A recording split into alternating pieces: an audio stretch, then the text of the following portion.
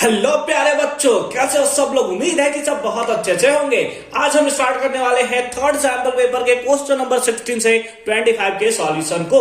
तो चलो वीडियो को स्टार्ट करते हैं। इससे प्रीवियस वीडियो आपने अभी तक नहीं देखा, सेकंड सैंपल पेपर सॉल्व नहीं किया, इससे पहले वाले क्वेश्चन को सॉल्व नहीं किया, लिंक मिलेगा आपको डिस्क्रिप्शन में। कंप्लीट प्लेलिस्ट का लिंक है, एकदम खोल के बैठ जाओ, मजे आ जाएंगे तुमको। ठीक है, चलो देखो एक एक करके क्वेश्चन को हम लोग सॉल्व करना स्टार्ट करते हैं। क्या है, how many face cards are there in a pair of 52 cards. जो पहले वाले वीडियो पे आपने नशा दिखाया है ना, वही नशा इस वीडियो में भी चाहिए हमें। आ जाओ इधर देखो, इधर देखो हमें क्या पूछा है, हाउ मेनी फेस कार्ड। अच्छा, यानी कार्ड से रिलेटेड ये क्वेश्चन है। Are there in a pair of 52 cards, यानी कि 52 कार्ड्स टोटल तो होता है, आपको पता है। उसमें बताना है कि फेस कार्ड कितना होता है, कितना के ऊपर फेस बना होता है। आप बोलोगे सर जैक में बना होता है, जो जोकर आप बोलते हो सिंपली। ठीक है, उसके साथ साथ किस में फेस बना होता है, दैट इज किंग में बना होता है। और किस में बना होता है, दैट इज क्वीन में बना होता है। ठीक है, तो ये तीनों कार्ड जो होते हैं वो फेस कार्ड होते हैं, जिसमें एक राजा, एक रानी और एक जोकर बना हुआ आपको दिखाई देगा। तो ये 3 फेस कार्ड है। और आपको पता है हर एक कार्ड का टोटल कितने कार्ड्स होते हैं, हर एक कार्ड में टोटल 4 टाइप्स होते हैं।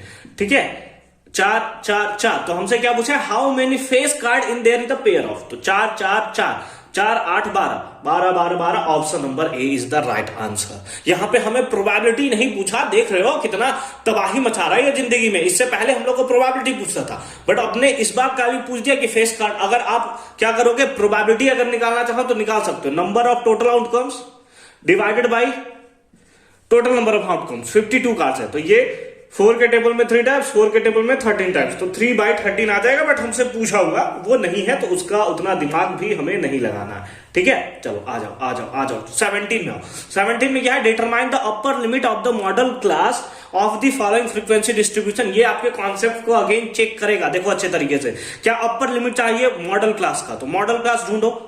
मॉडल क्लास कैसे ढूंढते हैं, जो सबसे ज्यादा हाई फ्रीक्वेंसी होता है वही मॉडल क्लास होता है। तो इसमें तो हमें सबसे हाई दिख रहा है सर, ये 15 है, ये 15 है ना। सबसे ज्यादा फ्रीक्वेंसी हाई तो ये 15 का ही है ना, तो हमें तो 15 मिल गया। और जैसे ही 15 मिल गया, आप ढूंढोगे कि 12 ये साला अपर लिमिट में तो कहीं है ही नहीं है यार, ये तो 12 कहीं है ही नहीं है। तो क्या ये सर हमारा गलत हो गया या क्या हो गया, इसके बारे में अब तुम पूरे परेशान हो जाओगे कि ये तो हमारा लोअर लिमिट है, ये अपर लिमिट है 17, और 17 भी कहीं नहीं दिख रहा। ये बाला, ये क्या हो गया हमारे साथ, कौन सा घपला हो गया। तो मैंने आपको जब इसका 1 शॉट में बता रखा है ना, उसका भी लिंक मिलेगा आपको डिस्क्रिप्शन में। वहां पर आपको बता क्या रखा है कि ये दोनों वैल्यू क्या होना चाहिए, सेम होना चाहिए। ये दोनों वैल्यू सेम हुआ तब आप बता सकते हो कि लोअर लिमिट और अपर लिमिट, अदरवाइज ये गलत है। तो इसके लिए आप क्या करते हो, मैंने आपको बताया कि प्रीवियस वाले में एक माइनस करते हैं, तो इसको हम लोग 6 था तो 5.5 करेंगे, और इसमें 0.5 ऐड कर देते हैं। ठीक है, इसमें हम लोग क्या करेंगे, 0.5 माइनस करेंगे, इसमें 0.5 ऐड करेंगे। सेम केस यहां 0.5 माइनस होगा तो 12 से ये कितना बन जाएगा, 11.5, और ये हो गया 17.5। अगेन यहां पर इसमें पॉइंट माइनस करेंगे तो ये हो जाएगा 17.5, और इसमें 0.5 ऐड करेंगे तो 23.5। सेम केस यहां 0.5 माइनस करेंगे तो ये कितना हो जाएगा, दैट इज 23.5, और ये कितना हो जाएगा 29.5। ठीक है, सेम केस यहां पर भी होगा, ये हो जाएगा 5.5, और ये हो जाएगा कितना 0.5। कितना हो जाएगा 0.5। ठीक है, अब देखो आ जाओ। अब हमारे पास कितना है 15, अपर लिमिट कौन सा हो गया 17.5। Option number D is the right answer. तो ये गलती जो है ये आपके चेक करने के लिए सिंपली यहां पर सीबीएसई ऐसे क्वेश्चंस को दे सकता है। तो अच्छे तरीके से इसके साथ भी आपको डील करना है। फॉर द मूव करते हैं क्वेश्चन नंबर 18 में। आ जाओ, क्वेश्चन नंबर 18 देखो, the empirical relationship amongst the 3 measures of the central tendency, mean, mode और मीडियन। ठीक है, इन तीनों के बीच में हमें रिलेशनशिप बताना है, मीन, मीडियन, मोड। देखो ये क्वेश्चन, मतलब ये ऑप्शन तो हम लोग देखेंगे, बट इसको याद करने का मैं आपको तरीका बताता हूं। जैसे आप सिंपली देखते हो, क्या देखते हो, मीन है, फिर है मीडियन है, और फिर मोड है। बुक में तो ऐसे ही पहले पढ़ रखा है, पहले मीन पढ़ा है, फिर मीडियन पढ़ा है, फिर मोड पढ़ रखा है। तो इसमें अगर लेटर वाइज बात करें तो इसमें टोटल कितने लेटर हैं, 4। इसमें टोटल कितने लेटर हैं, 4, और इसमें टोटल कितने लेटर है, तो 6। तो जो ज्यादा नंबर वाला है ना, वो सबसे ज्यादा नंबर से मल्टीप्लाई होगा, यानी कि 3 मीडियन होगा। मल्टीप्लाई हमारा होता है 3 से, 2 से और 1 से। अब कौन किससे मल्टीप्लाई होगा ये देखो, तो ये हो गया 3 मीडियन, इक्वल्स टू, अब ये और ये दोनों में क्या है, चार चार वर्ड है, तो फिर दिक्कत आ गया। तो फिर अल्फाबेटिकली वर्ड्स में चलो, कौन सा देखो, एम के बाद क्या आता है, ई, तो ये छोटा हुआ, एम के बाद ओ आता है तो ये बड़ा नंबर हुआ, तो इसके लिए इससे इसमें मल्टीप्लाई कर दो 2 से, 2 मीन और प्लस कितना, ये सबसे छोटा है, ये सबसे मतलब इन दोनों कैरेक्टर में बड़ा था तो प्लस मोड, तो 3 median equals to 2 mean plus mode. ठीक है, मैं ऐसे याद रखा हूं, आप डिफर कर सकते हो, आप डायरेक्ट याद कर सकते हो, या सिंपली याद रखो कि मीडियन जो सबसे बड़ा है उसके साथ सबसे बड़ा वैल्यू मल्टीप्लाई होगा। देखो यहाँ मीडियन के साथ 2 मल्टीप्लाई होगा, गलत हो गया, यहाँ मीडियन के साथ 2 मल्टीप्लाई हो गया, गलत हो गया, यहाँ तो मीडियन 1 है तो गलत हो गया। देखो यहाँ पे है 3 median equals to mode plus 2 mean, option number A is the right answer. But आपको याद करने का तरीका होना चाहिए ना, कभी एग्जाम में आप गलत करके नहीं आओगे। ठीक है, आ जाओ क्वेश्चन नंबर 19 और 20 देखते हैं, क्योंकि दोनों के दोनों कैसे हैं, assertion and reason based question है, तो एकदम आराम से देखना, एकदम फोकस फॉर्म में देखना। क्वेश्चन नंबर 19 देखो, असर्शन और रीजन बेस्ड क्वेश्चन है, एकदम आराम से देखना। देखो, if the circumference of the circle is इतना, देन इट्स रेडियस इज इतना। एक सर्कल है जिसका सर्कमफेरेंस इतना है, तो क्या उसका रेडियस इतना होगा, ये तो निकालना पड़ेगा। तो आओ चलो सॉल्व करते हैं। देखो क्या है, सर्कमफेरेंस, सर्कमफेरेंस इक्वल्स टू क्या होता है formula, circumference equals to formula होता है दैट इज 2 पाई आर। कितना होता है 2 पाई आर। सर्कमफेरेंस कितना दिया है 176, कितना दिया है 176 इक्वल्स टू 2 पाई का वैल्यू 22/7 इंटू आर। आर तो हमें निकालना है ना, तभी तो बताएंगे 28 आ रहा है या नहीं आ रहा है। चलो इसको काटना पिटना शुरू करते हैं, इधर तो कुछ नहीं कटेगा, चलो इधर क्रॉस मल्टीप्लाई कर देंगे। ठीक है, तो हमारे पास क्रॉस मल्टीप्लाई करने के बाद कितना आएगा 176 into 7 is equals to 2 into 22 into R, तो R is equals to 176 into 7 divided by 2 into 22।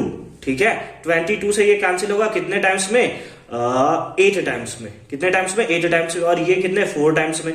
तो आर इक्वल्स टू कितना आ गया 28 सेंटीमीटर। बिल्कुल सही है भाई, असर्शन हमारा बिल्कुल सही है। रीजन में क्या बोलते हो, circumference equals to 2 pi into radius, बिल्कुल सही है। यानी कि असर्शन भी सही है, रीजन सही है, यानी कि दोनों का दोनों सही है। और इसी फॉर्मूला पे हमने पुट करके इसका वैल्यू निकाला है, यानी रीजन करेक्ट एक्सप्लेनेशन भी दे रहा है असर्शन को। तो कौन सा ऑप्शन होगा, तो ऑप्शन नंबर ए जो आप देख रहे हो, जिसमें लिखा हुआ है क्या है, both assertion A and reason are true and the reason R is the correct explanation of assertion A is the right answer of this question। ठीक है, समझ में आई ना बात। इसी टाइप से आपको सॉल्व करना है क्वेश्चन नंबर 20। चलो उसको भी देखते हैं। क्वेश्चन नंबर 20 देखो क्या है, assertion में दिया है if the value of mode and mean is 60 and 66 respectively, यानी कि मोड आपको दिया है 60 और मीन दिया हुआ है 66। ठीक है, अच्छी बात। Then the value of medium is 64, तो आपको बताना है क्या उस मीडियम का वैल्यू 64 होगा। तो इसके लिए तो आपको फॉर्मूला यूज करना पड़ेगा। याद करो कुछ देर पहले ही हमने फॉर्मूला को बता रखा है। रीजन में दिखा है median equals to mode plus 2 mean, गलत है यार, गलत है। अभी मैं बताया कि ये 6 कैरेक्टर का है, तो सबसे बड़े नंबर से मल्टीप्लाई होगा, सबसे बड़े नंबर, यानी कि यहाँ पे अगर 3 होता तब ये सही होता, तो रीजन हमारे पास गलत हो गया। अब आपको इसको सॉल्व करने की भी जरूरत नहीं है, क्यों, क्योंकि जब रीजन फॉल्स हो जाता है ना, या एक असर्शन भी फॉल हो जाता है ना, तो हमारे पास एक ही ऑप्शन बचता है।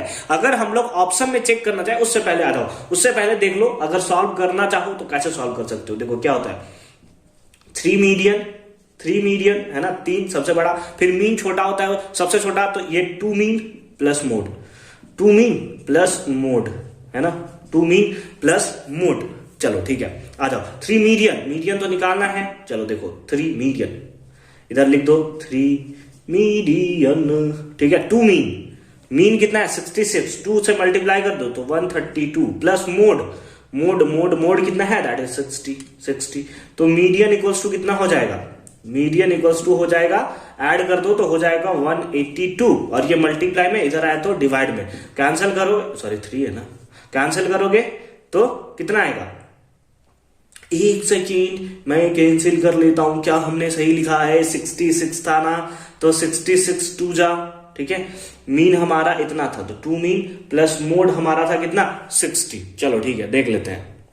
बट ये तो कैंसिल ही नहीं, अरे गजब, क्या ऐड किया यार, 6 और 3 9, 6 और 3 कितना होगा 9 होगा। ठीक है, अब कैंसिल हो जाएगा कितने टाइम्स में 6 टाइम्स में 1 2 दैट इज 4 टाइम्स में मीडियन हमारा आ रहा है, यानी कि असर्शन सही है, रीजन फॉल्स है। मैंने आपको बता रखा है एक ही ऑप्शन होगा। अगर हम लोग ऑप्शन को देखें तो ऑप्शन नंबर सी जो आपको दिख रहा है that is assertion A is true but reason R is false is the right answer of this question. I hope कि यह कॉन्सेप्ट आपको अच्छे तरीके से समझ में आया होगा। तो यहां पर सक्सेसफुली हमने कंप्लीट कर लिया है 1 मार्क्स के सारे क्वेश्चंस को। अब हम लोग फर्दर मूव करेंगे 2 मार्क्स पे क्वेश्चन यानी वेरी शॉर्ट क्वेश्चन पे। तो चलो उसको भी धुआं करते हैं। क्वेश्चन नंबर 21 क्या है, a line intersect the y axis and x axis at the point P and Q respectively, यानी कि एक लाइन है जो वाई एक्सिस को और एक्स एक्सिस को रिस्पेक्टिवली P और Q पे इंटरसेक्ट करता है, और उसके साथ आप क्या दिया है, if 2, -5 is the mid point of P Q, और इसका मिड पॉइंट हमें दिया हुआ ये है। तो find the coordinate of P and Q, तो पी और क्यू का कोऑर्डिनेट बताना है। क्वेश्चन एकदम सिंपल है। अगर मैं तुमको एकदम प्रॉपर फॉर्म में समझाना चाहूं तो चलो इसका मैं लेता हूं एग्जांपल। ठीक है, ये हमारा क्या हो गया एक्स एक्सिस, ये हमारा क्या हो गया वाई एक्सिस। ठीक है, ये तो वाई डैश होगा एक्स डैश होगा, छोड़ो इसके बारे में। ठीक है, अब देखो क्या दिया हुआ है कि जो वाई एक्सिस है और जो एक्स एक्सिस है, एक लाइन है जो इसको इंटरसेक्ट करता है, ऐसे काटता है। तो जो y पे काटता है वो पॉइंट दिया हुआ है P, है ना, ये पॉइंट दिया हुआ है P, और जो x पे कट करता है x एक्सिस पे वो पॉइंट है हमारा कौन सा Q।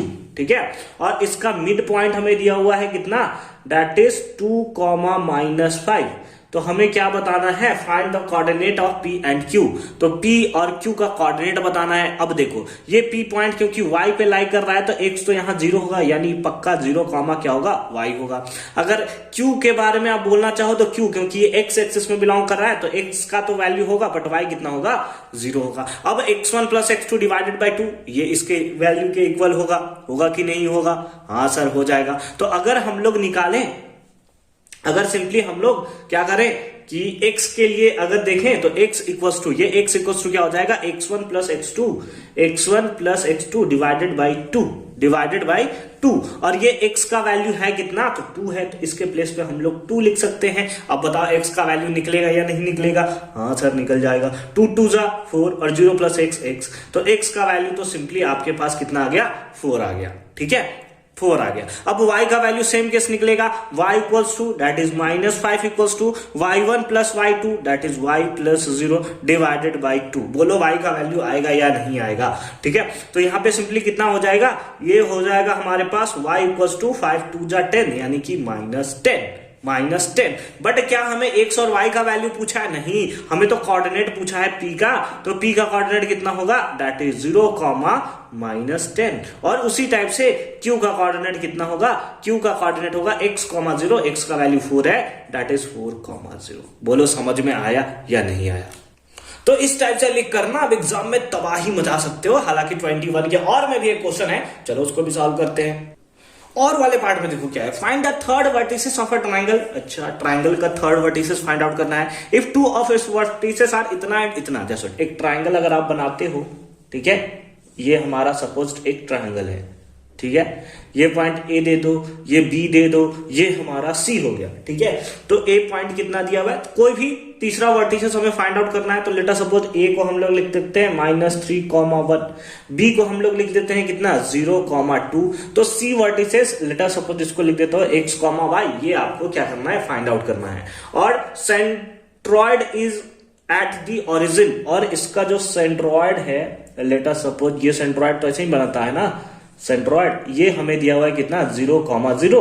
क्यों, क्योंकि ये ओरिजिन पे बनता है और ओरिजिन हमेशा हम लोग कितना लेते हैं 0, 0 लेते हैं। ठीक है, तो अब तो आपके लिए सिंपल हो गया ना, अब तो आपके लिए सिंपल हो गया कि यहाँ पे आप गिवन लिख सकते हो a equals to -3, 1, b equals to आप लिख सकते हो, क्योंकि 2 मार्क्स का क्वेश्चन है तो ये लिखना पड़ेगा, तो 0, 2। ठीक है, उसके साथ साथ ओरिजिन को आप o ले लो। ठीक है, o इक्वल्स टू कितना है, दैट इज 0, 0। ठीक है, Therefore, अगर आप सेंट्रॉइड का निकालते हो, सिंस यहां पे लिख देंगे, since the point O is the centroid of the triangle, centroid of the triangle ना लिख के बस मैं से साइन बना दे रहा हूं, ठीक है, ऑफ द ट्राइंगल, देयरफॉर अगर इसका आपको कोऑर्डिनेट निकालना होता है, दैट इज x, y निकालना होता है, ठीक है, x, y, तो x, y आप कैसे निकालते हो? तो वही होता है x1 plus x2 plus x3 divided by 2। तो आप लिख सकते हो -3 plus 0 plus x1 plus x2 plus x3 divided by कितना 3, डिवाइडेड बाई कितना 3, कॉमा y का कैसे निकालते हो? y1 plus y2 divided by y1 y2 y3 तीनों को ऐड करते हो डिवाइडेड बाई 3। तो आ जाओ 1 plus 2 plus y divided by कितना 3 डिवाइडेड बाई 3, ठीक है। और ये हमें दिया है x, y, ये किसका सेंट्रोइड होता है? सेंटर का सेंट्रोइड कितना है? 0,0। तो इसके प्लेस पे आप लिख सकते हो कितना 0,0। बोलो लिख सकते हो या नहीं लिख सकते? हाँ सर लिख सकते हैं। तो यहाँ पे कितना हो जाएगा 0,0 is equals to -3 plus x divided by 3, comma 3 plus y divided by 3 plus y divided by 3, ठीक है। अब इसके नीचे क्या होगा? इसको हम लोग इसके साथ इक्वेट कर लेंगे और y वाले को y के साथ इक्वेट कर लेंगे। तो लिखेंगे नाउ यहां पे बना रहा हूं x वाले को, तो कितना हो जाएगा? That is -3 plus x divided by 3 is equals to 0, ठीक है, इज इक्वल्स टू 0। तो इस केसेस में ये तो इधर मल्टीप्लाई हो जाएगा, तो -3 plus x is equals to 0। तो x इक्वल्स टू सिंपली कितना आ गया 3, x इक्वल्स टू कितना आ गया 3 आ गया, ठीक है। अच्छी बात है, यानी कि एक पॉइंट तो हमें पता चल गया। उसी टाइप से y के लिए हम लोग यहां निकाल देते हैं, तो कितना हो जाएगा? That is 3 plus y is equals to कितना 3, ये बाई 3 इज इक्वल्स टू कितना? y का वैल्यू कितना है? 0 के इक्वल, ठीक है। तो यहां से आ जाएगा 3 plus y is equals to 0।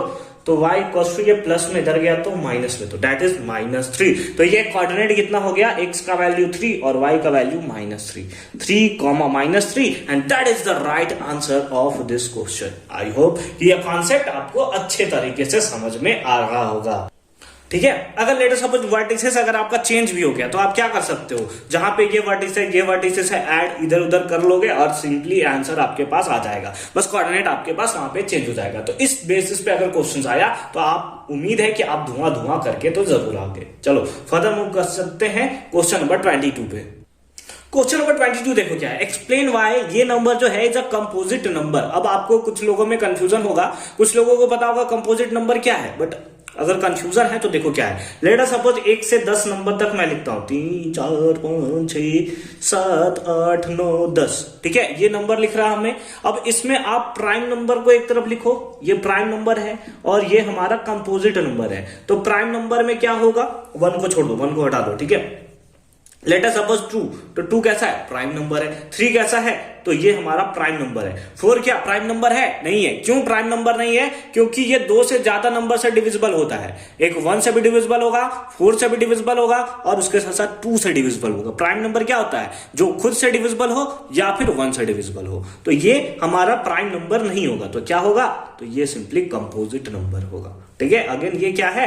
Prime number है। तो ये क्या होगा? क्योंकि ये प्राइम नंबर नहीं है तो ये कंपोजिट नंबर होगा। 7 क्या है? 7 हमारा प्राइम नंबर है। 8 क्या है?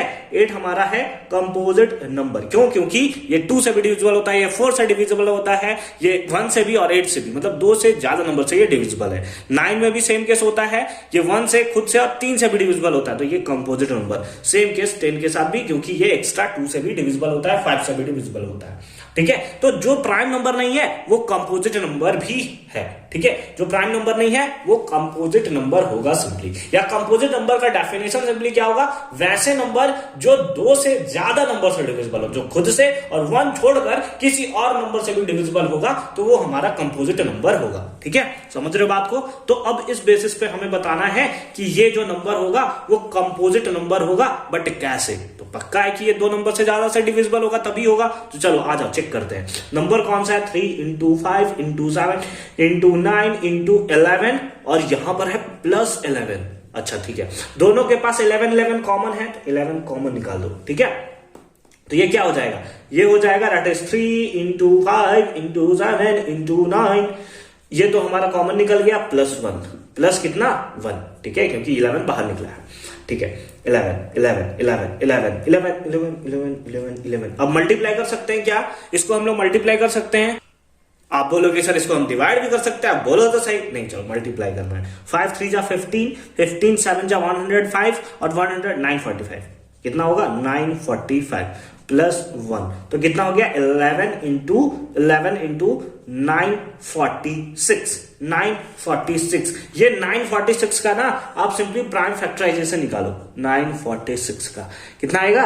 2 के टेबल में आ गया, 4 टाइम्स, 7 टाइम्स और 3 टाइम्स, है ना? इतना आ गया। फिर अब किसी नंबर से डिविजिबल होगा क्या? किसी नंबर से डिविजिबल 2 से तो नहीं होगा, 3 से होगा क्या? 3 से तो नहीं होगा, ये बिल्कुल नहीं होगा। 5 से तो लगता नहीं है। 7 से डिविजिबल होगा क्या? नहीं। 11 से डिविजिबल होगा क्या? 11 4, हाँ बिल्कुल 11 से डिविजिबल होगा। 11 4 जा 44 और 3 तो दैट इज 3। यानी कि इस नंबर को आप ऐसे लिख सकते हो, इस नंबर को आप लिख सकते हो 2 into 11 into 43।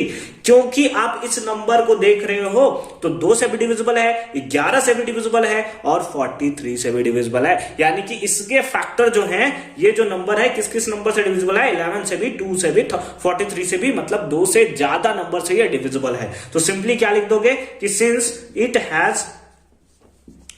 Has more than 2 factor, क्योंकि इसके 2 से ज्यादा फैक्टर हैं, देयरफॉर सिंपली हम लोग लिख सकते हैं क्या? It is a composite number.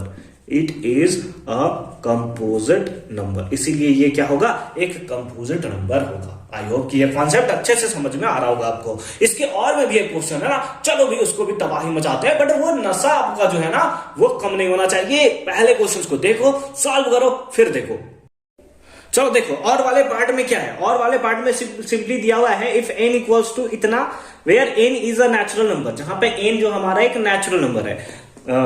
Find the, then होगा यहां पे simply, then find the number of consecutive zeros in n। तो ये इस n में टोटल कितने जीरो होंगे ना, ये सिंपली आपको बताना है। कोई बात नहीं, अगर मल्टीप्लाई करके बता देंगे उससे सिंपल मेथड यहां पे सिंपली होने वाला है। तो उसे देखो यार, मल्टीप्लाई करके क्या बताओगे? देखो क्या है, n इक्वल्स टू कितना है? 2 to the power 3 into 3 to the power 4 into 5 to the power 4 into 7, यही है नंबर। चलो देखो, इसमें आप ट्राई करो ना कि दोनों के पावर को आप सेम कर सको, दोनों के पावर को आप क्या कर सको? सेम कर सको। तो छोटा वैल्यू कितना है, मतलब कितना पावर में? 3, तो 5 के पावर को भी 3 कर दो, बस 2 और 5 के पावर को ही मैं बात कर रहा हूं, क्योंकि 5 2 जा कितना होता है? 10 होता है। ठीक है, तो जब दोनों का पावर सेम हो जाएगा तो ऐड हो जाएगा। चलो मतलब क्या कहना मैं क्या चाहता हूं, देखो यहाँ पे 2 to the power 3 है, छोड़ दो, इंटू 3 to the power 4 है, रहने दो, इंटू 5 to the power 4 को 5 to the power 3 इंटू 5 तो हम लोग लिख ही सकते हैं, लिख सकते हैं ना। अरे भैया इन लोग दोनों का मल्टीप्लाई करोगे ना तो मल्टीप्लाई में पावर ऐड हो जाएगा तो 4 हो जाएगा। अब यहां पर अगर देखो तो इंटू 7 है, इंटू 7 छोड़ दो, यहां पर क्या दोनों का पावर 3 है? तो हाँ सर बिल्कुल 3 है। तो आप इसे लिख सकते हो 2 इंटू 5 to the power 3। बोलो लिख सकते हो कि नहीं लिख सकते हो? हाँ सर हम लोग तो लिख सकते हैं, क्योंकि बाद में डिस्ट्रीब्यूट करोगे ना 2 to the power 3 हो जाएगा, 5 to the power 3 हो जाएगा। इधर क्या है? 3 to the power 4 into 5 into 7। ठीक है, 5 2 जा कितना हो गया? 10, 10 to the power कितना हो गया? That is 3, 10 to the power 3 into कितना हो गया? 3 to the power 4 into 5 into 7। ठीक है, अब 10 to the power 3 कितना होता है? तो ये होता है 1000 into 3 to the power 4 into 5 into 7, sorry into कितना? 7। अब बताओ क्या आप देखकर नहीं बता सकते कि कितना जीरो होगा? हाँ सर हम तो बिल्कुल बता सकते हैं सर। कितना जीरो होगा? That is 30। इसको मल्टीप्लाई करोगे आपको जीरो नहीं देखने को मिलेगा, तो हम लोग लिख देंगे hence the given number n have 3 zeros, have 3 zeros, and that is the right answer of this question। बोलो कहीं से भी तुमको हार्ड लग रहा है ये क्वेश्चन? क्या तुम लोग 180 आउट ऑफ 80 मार्क्स स्कोर नहीं कर सकते? 20 आउट ऑफ 20 तो आपके स्कूल से मिल जाएंगे, बट 80 आउट ऑफ 80 क्या आप स्कोर नहीं कर सकते? बिल्कुल कर सकते हो भाई। ये बिल्कुल मतलब ऐसा मत समझना कि तुमको मैथ्स में थोड़ा मोड़ा प्रॉब्लम होता है तो तुम नहीं स्कोर कर सकते, तुम कर सकते हो। कैसे कर सकते हो, बस ये पूरा प्लेलिस्ट देख डालो, एकदम एक क्वेश्चन ऐसा नहीं लगेगा तुम्हें एग्जामिनेशन में कि कोई बाहर से आया हुआ है। ठीक है, हम दिन रात जो मेहनत कर रहे हैं ना, बस आप ही के लिए तो कर रहे हैं। बस मेरे को चाहिए कि जब एग्जामिनेशन कंप्लीट हो जाए ना, जब रिजल्ट आए ना, 100 आउट ऑफ 100 मेरे को देखने को मिले, बस इसी के लिए मैं दिन रात मेहनत कर रहा हूं। मुझे ना सब्सक्राइबर से मतलब है, ना ही लाइक से मतलब है, मेरे व्यूज ही कितने आते हैं, बट आपका 100 आउट ऑफ 100 आना चाहिए। चलो देखते हैं क्वेश्चन नंबर 23। क्वेश्चन नंबर 23 देखो क्या है। अ टेंजेंट फ्रॉम ए, है ना, एक टेंजेंट ड्रॉ किया जाता है कहां से, ए पॉइंट से, which is placed 5 centimetre away from the circle, जो कि क्या है, सर्कल से कितना दूर है, 5 मीटर, है ना। सेंटीमीटर यहाँ पे मीटर, अच्छा सेंटीमीटर नहीं होगा, बस यूनिट थोड़ा गलत लिख दिया मैंने यहाँ पे, सेंटीमीटर, और इधर भी हो जाएगा, है ना, चीफ मिनिस्टर यानी सेंटीमीटर। ठीक है, चलो ठीक है, अच्छी बात है। तो ये कितना है, 5 सेंटीमीटर दूर है, अवे फ्रॉम द सर्कल। ठीक है, सर्कल से centre, has a length of इतना, अच्छा टेंजेंट का लेंथ आपको दिया हुआ कितना, 4 metre. Find the circle's radius, तो रेडियस फाइंड आउट करना कितना सिंपल है यार, ये 90 डिग्री है ना, तो 90 डिग्री के सामने वाला साइड क्या होता है, हाइपोटेनस होता है। तो अगर आप इसे परपेंडिकुलर लेते हो तो ये आपको सिंपली बेस फाइंड आउट करना है। चलो ठीक है, ठीक है, तो आप सिंपली लिख सकते हो इन ट्राइंगल, किसमें, O A P, in triangle O A P कहां पे बनता है, तो आप लिख सकते हो एंगल पी इक्वल टू कितना, 90 degree. Therefore from Pythagoras theorem, from किससे, फ्रॉम पाइथागोरस थ्योरम। चलो देखो, पाइथागोरस थ्योरम से क्या हो जाएगा, hypotenuse square that is O A square. अब बहुत बच्चे लोग बाद में कमेंट करते हैं मेरे को कि सर ये तो बेस था ना सर, ये परपेंडिकुलर था ना सर, ये हाइपोटेनस कैसे ले लिया, ऐसा क्वेश्चन आता है। तो देखो 90 डिग्री जहां होता है ना, उसके जस्ट अपोजिट जो साइड होता है ना, उसको हाइपोटेनस बोलते हैं हम लोग, क्योंकि बड़ा लेंथ यही है, ये तो छोटू लेंथ है भाई। तो ये हम लोग क्या हो जाएगा, फिर परपेंडिकुलर बाय बेस, दोनों में से किसी को ले लो, कोई फर्क नहीं पड़ता। तो यह हो जाएगा क्या, एपी स्क्वायर और प्लस ओपी स्क्वायर, और ओपी स्क्वायर यानी कि ओपी ही तो हमें निकालना है। ओए कितना है, 5, तो 5 का कितना हो जाएगा, स्क्वायर। एपी कितना दिया है, 4, तो 4 का क्या हो जाएगा, स्क्वायर, प्लस ओपी का क्या हो जाएगा, स्क्वायर। 5 का स्क्वायर 25, 4 का स्क्वायर 16, प्लस कितना, ओपी का स्क्वायर, ये इधर माइनस में, तो 25 minus 16 is equals to OP square. 25 minus 16 that is 9 equals to कितना आ जाएगा, ओपी स्क्वायर। अब ये स्क्वायर इधर जाएगा तो रूट, तो सिंपली ओपी इक्वल्स टू कितना आ जाएगा, रूट अंडर 9, तो ओपी इक्वल्स टू कितना आ जाएगा, प्लस माइनस, रूट से तो प्लस माइनस बाहर निकलता है ना, 3 सेंटीमीटर। लेकिन क्योंकि हम लोग लेंथ निकाल रहे हैं, तो लेंथ तो कभी माइनस में होता ही नहीं है, तो ये किस में होगा, plus 3 centimetre, and that is the right answer of this question, है ना। 23 नंबर क्वेश्चन जो है यहां पे हमारा कंप्लीट होता है। क्वेश्चन नंबर 24 देखो, फाइंड द मिसिंग फ्रीक्वेंसी। ये मिसिंग फ्रीक्वेंसी जो है एफ हमें फाइंड आउट करना होगा शायद, हाँ वही फाइंड करना है। For the given data if mean of the distribution, अच्छा मीन इस बार हमें दिया हुआ है और ये एफ निकालना है। क्या मीन मीडियन मोड यानी स्टैटिस्टिक्स में मैं ये क्वेश्चन नहीं करवाया हूं, और मैंने आपको गारंटी दिया है कि जितने क्वेश्चंस मैं करा रहा हूं ना, उसके अलावा क्वेश्चंस नहीं आने वाले हैं। अगर नहीं देखा है ना, तो अभी देखो, लिंक मिलेगा आपको डिस्क्रिप्शन में स्टैटिस्टिक्स का, एक शॉर्ट है, लगभग 1 घंटे का वीडियो है, लेकिन उसके बाद मीन में कभी प्रॉब्लम नहीं होगा, जिंदगी में कभी प्रॉब्लम नहीं होने वाला है, ठीक है। और एग्जाम में तबाही मचाओगे वो अलग से। चलो देखो इधर क्या, देखो मीन आपको दिया हुआ है और इसका एफ सिंपली आपको निकालना है। तो मीन के लिए आप क्या होता है, सबसे पहले एक्स निकालते हो, क्लास मार्क जो होता है उससे निकालते हो। कैसे निकालते हो, upper limit plus lower limit divided by 2, यानी 20 प्लस 10 डिवाइडेड बाय 2, तो कितना हो गया 30/2 दैट इज 15, तो यहां लिख दो 15, ठीक है। सेम केस यहां पे, तो कितना हो जाएगा 30 प्लस 50 कितना होगा, 30 plus 20 that is 50 divided by 2 that is 25। अब सिंपली आपको देख लेना है कि दोनों के बीच का गैप कितने का है, 10 का, तो ऐड करते जाओ 10, 40, 35, 45, 55, 65, 75, 45, अरे कुछ भी है ना। चलो देखो ठीक है, मिटा दिया हमको।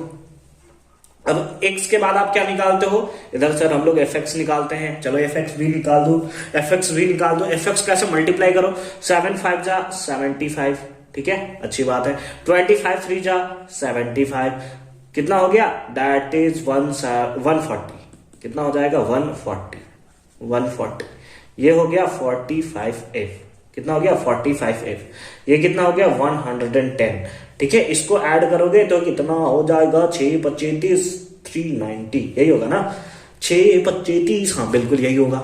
ठीक है, थोड़ा सा ऐड वाइड इधर उधर हो गया तो आप लोग थोड़ा मैनेज कर लोगे। ठीक है, मैनेज कर लेंगे, अभी आप बनाओ तो सही, अभी ढूंढ रहे हैं हम, कहीं गलती हो जाए कि हम कमेंट में तबाही मचाएं। अरे भाई क्यों कष्ट लेते हो यार, तुम लोग बेइज्जती करने पे रहते हो मेरा।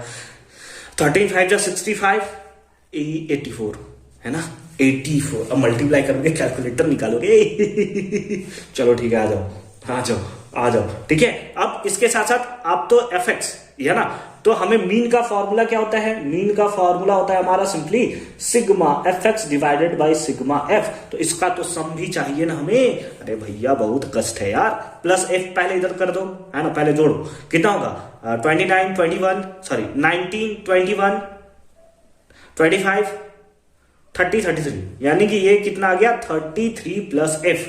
बोलो कितना आ गया 33 प्लस एफ। एक बार मैं चेक कर लेता हूं कहीं गलती तो नहीं किया। 57 जा 25 140, हाँ ठीक है। 55 जा 110, ठीक है। 61 45, आओ अच्छा अच्छा अच्छा, मैंने यहाँ गलत कर दिया था। ये कितना होगा, दैट इज 91 और 7 97। सर मैं चीख चीख कर तो बोल ही रहा था सर, कमेंट सेक्शन भरने ही वाला था सर। चलो कोई बात नहीं कोई बात नहीं, चलो मैंने पता कर लिया। ये कितना होगा प्लस एफ, तो ये कितना हो गया, ये सिंपली हो गया सिग्मा एफ। ये गलत हुआ नहीं ना, 19 21 25 और 30। ठीक है, ये तो सही है, ये तो सही है। अब सिग्मा एफ एक्स निकालो, तो सिग्मा एफ एक्स कितना आएगा, इसको पहले इधर लिख दो प्लस 45। अब ऐड करो, 5 5 10 5 15, ठीक है 15, ठीक है। 9 7 9 7 16 16 1 17 है ना, 9 7 16 1 17 17 4 21 21 और 7 28 28 और 7 35 और 1 हो गया 36। कितना 36 क्या है, कितना 3 9 3 है ना, 9 और 3 कितना हो गया 9 3 और 12 1 13, ये तो नहीं होगा 13 1 14 14 और 3 दैट इज 17, यानी कि 1765 और यहाँ पे था 45f है ना, 45f। चलो ठीक है, मीन दिया हुआ है कितना है 52 is equals to sigma f x. Sigma f x आया है आपके पास 1765 plus 45f divided by sigma f कितना है 33 प्लस एफ, 33 प्लस एफ। ये इसके साथ मल्टीप्लाई हो जाएगा। इतना खतरनाक मल्टीप्लाई हमें आता है क्या, चलो देखते हैं। ये कितना होगा, दैट इज 66 कैरी 6 और 165 और 6 दैट इज 170। अरे गजब खतरनाक यार, मैंने तो ये बना दिया। ठीक है, तो कितना आ गया 1716 और ये इसको मल्टीप्लाई करोगे तो 52f इज इक्वल्स टू कितना होगा 1765 और ये प्लस हो गया 45f। ये प्लस में इधर आएगा तो माइनस में, तो 52f और ये माइनस में इधर आया तो कितना हो जाएगा, that is 7f is equals to, इधर से है हमारे पास कितना 1765 और माइनस में कर दोगे 1716 कितना होगा 49, तो आ जाएगा 7f इक्वल्स टू 49। कैंसिल करोगे तो आ जाएगा 7 एंड f इक्वल्स टू 7। और जब इस टाइप का वैल्यू आ जाता है ना, हमारा दिल गार्डन हो जाता है कि आंसर तो हमारा सही होगा, यानी f इक्वल्स टू कितना आ जाएगा 7 and that is the right answer of this question. ठीक है, तो यहां पर क्वेश्चन नंबर 24 हमारा कंप्लीट होता है। क्वेश्चन नंबर 25 इतना इंपॉर्टेंट है कि क्या बताओ। ठीक है, प्रोबेबिलिटी का क्वेश्चन है, बट इससे पहले उम्मीद है कि आपने नहीं सॉल्व किया होगा। चलो देखते हैं। क्वेश्चन नंबर 25 है, if a number x is chosen at random from the number, यानी सारा का सारा x का वैल्यू है। ठीक है, एक नंबर x है जो इनमें से कोई भी हो सकता है। ठीक है, यहां से एक रैंडमली चूज किया जाता है, तो हमें निकालना है then what is the probability that x square is less than 1। ये क्या बात हुआ सर, ऐसा क्वेश्चन तो हमने एनसीईआरटी में नहीं देखा। तो कोई बात नहीं, आपको एनसीईआरटी थोड़ी सॉल्व करना था, उसके साथ साथ साइड बुक भी तो सॉल्व करना था, लेकिन हम लोग सैंपल पेपर सॉल्व कर रहे हैं ना। देखो धुआं करते हैं इसको। देखो x का वैल्यू तो इन्हीं कोई भी नंबर में से होगा और हमें पूछ रहा है कि प्रोबेबिलिटी निकालना है। तो सबसे पहले लिख सकते हैं हम लोग total number of outcomes, total number of outcomes. और टोटल नंबर ऑफ आउटकम्स कितना होगा 1 2 3 4 5, यानी कि टोटल कितना हो गया, total number of outcomes that is 5। अब हमें क्या निकालना है, प्रोबेबिलिटी इसका निकालना है कि एक्स स्क्वायर, यानी कि इसका स्क्वायर करते हो तो अगर इसका स्क्वायर करोगे आप -2 का स्क्वायर करोगे तो आपको क्या क्या नंबर मिलेगा। तो सिंपली यहां पर हम लोग क्या लिख सकते हैं, कोई अच्छा वर्ड मैं ढूंढ रहा हूं, चलो फेवरेबल आउटकम्स लिख देता हूं। फेवरेबल आउटकम्स होता है ना, फेवरेबल आउटकम्स के ब्रैकेट में लिख देते हैं इस चीज को, favourable outcomes that is x square is less than 2 are favourable outcomes कितना होगा? तो चलो देखो, इसका अगर आप हम लोग बात करें स्क्वायर का, तो कितना होगा? 4 होगा, है ना। लेकिन तो ये तो हमारा 2 से छोटा नहीं है। इसका बात करें तो 1, इसका बात करें तो 0, इसका स्क्वायर करें तो 1, 2 का स्क्वायर करें तो 4। तो ये सारे के सारे हमें फेवरेबल आउटकम्स में देखने को तो मिलेंगे, but number of favourable outcomes हम लोग बात करें तो कितना होगा? तो हम लोग क्या पूछा है कि एक्स स्क्वायर करने के बाद जो आपको नंबर मिला वो 2 से छोटा होना चाहिए। तो 1 2 3, तो टोटल कितना होगा? टोटल आपको 3 देखने को मिलेगा। Number of favourable outcomes that is इतना, ये तो हमारे पास इतना आया, but number of favourable outcomes आया कितना? तो हम लोग यहां पे लिख सकते हैं, इसको ऐसे छोड़ दो, यहां पे लिख सकते हैं नंबर ऑफ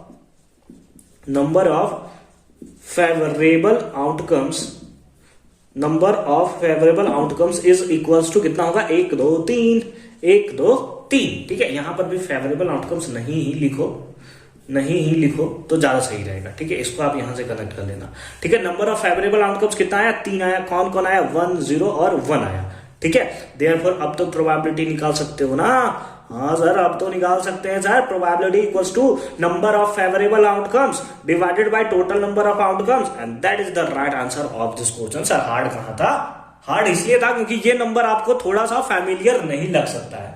अगर आपको इस नंबर के साथ फैमिलियर हो गए हो ना, तो फिर तो आप एकदम धुआं कर दोगे, बट अगर नहीं हुए हो तो थोड़ा सा ये प्रॉब्लम क्रिएट कर सकता है। ठीक है, तो आई होप कि ये कॉन्सेप्ट आपको अच्छे तरीके से समझ में आया होगा। मिलते हैं आपसे अगले वीडियो में क्वेश्चन नंबर 26 से लेकर 35 का सॉल्यूशन, जो कि 3 मार्क्स और 5 मार्क्स से क्वेश्चन, मतलब समझो तो ज्यादातर जो आपको मार्क्स डिसाइड करेगा ना, ये क्वेश्चन नंबर 26 से लेकर 35 वाला ही डिसाइड करने वाला है। मिलते हैं आपसे अगली वीडियो में, तब तक के लिए अच्छे से पढ़ाई करते रहिए। All the very best for your upcoming examination.